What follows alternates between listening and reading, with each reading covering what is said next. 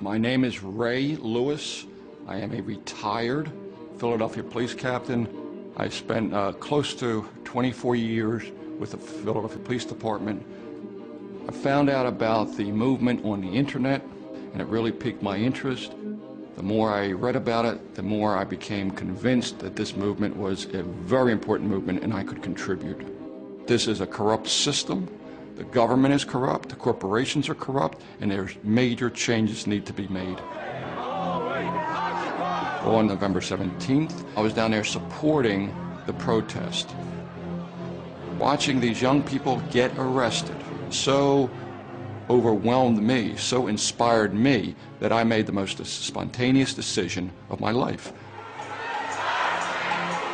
I want you to arrest me.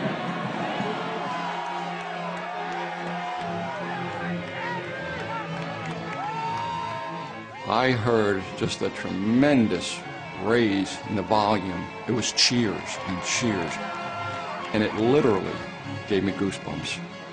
It was like validation. Here's a law enforcement officer, and he's saying what we're about is right. Walking across that intersection handcuffed was the proudest moment of my life.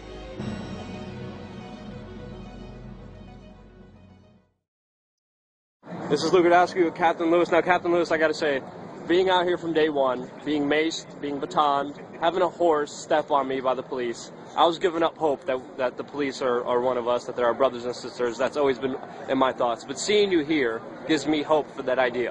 What gives you hope to be out here with us here today? You guys give me hope. The fact that so many of you were willing to live in the cold and live on this hard concrete and marble and not have the proper food or bath facilities and whatnot, and day after day after day. I said, this is remarkable. You inspired me to come down. Mm-hmm. Now, what I've always been saying is that the police are not the enemy. The police could be our brothers, could be our sisters, could be our aunts, our cousins. We're all family. We're all one in this world. But how do you think we could reach out to more police officers? I mean, what changed you? What made you, as a former police officer, as a former police captain, understand the problem and be out here in support? And how can we, as an organization, as a movement, get more police officers on our side? Okay. I understand the tremendous frustration everybody has, and that's got to be vented. And it's vented against those people who are trying to stop you from your demonstrations and protests.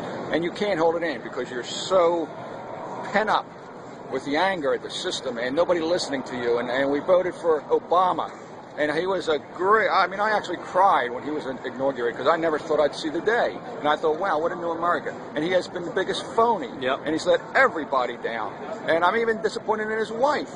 I thought she would have some influence if he started to go this way, but she hasn't. So that frustrates the hell out of me. And so anyway, I understand the reason for protesters to have to vent, but I really don't think it helps the cause. Okay, if you're I don't see it helping the cause to win over the police by shouting at them, calling their mothers names, because we can't make enemies of them.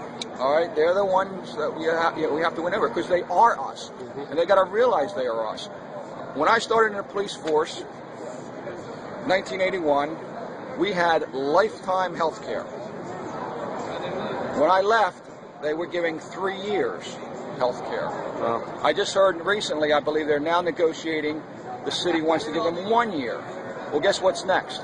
Okay? No. And it goes down and down and down. Yeah. And the pensions, when I joined, I got a really good pension. Newcomers now, new recruits, they had that pension slashed in half. And this is all because the tax base of the cities is dwindling. And why is the tax base dwindling? Because jobs, the manufacturing jobs, all the jobs are being shipped overseas by the millionaires who want to become billionaires. So they become, the greed is so corrupt. I mean, if you're a millionaire, you have gold faucets, you have a gold-plated toilet seat. I mean, how much more do you need? Yeah. And then when you're in that position, you know what they're doing? They give money to politicians to veto any raise in the minimum pay. Yep. And it's just so obvious that these are soulless people. Yeah. And soulless people should not be in power and corrupting our government. Yeah. Back to your previous point, anger creates more anger, hatred only creates more anger, and it's a cycle that continues. And I've personally been speaking out against the cycle and continue. It's just been hard going through some of the abuses, seeing the atrocities, seeing the beatings.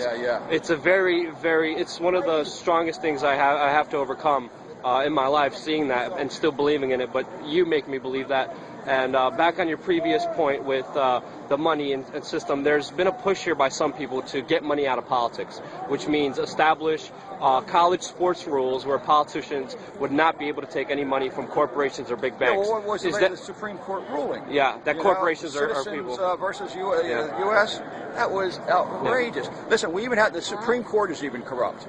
Now that tells you how bad we are. When the Supreme Court is corrupt, something's got to change. Exactly. What do you think of a basic idea saying that money, private money, corporations and big banks should not be able to give any money to our elected officials? Do you think that's a good idea? Absolutely, absolutely.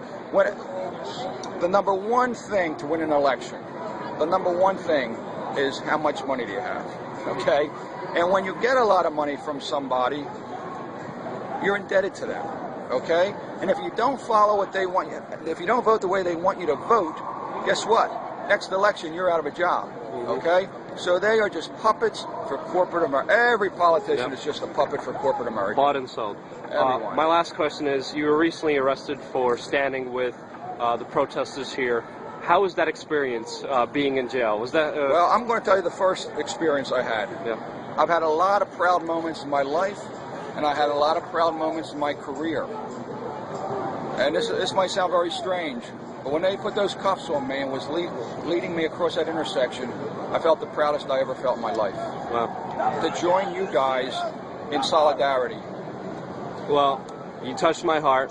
You give me hope. You guys touch me and you give me hope. And once I think the police come around, there'll be real significant change because it is us versus that small, very exclusive elite.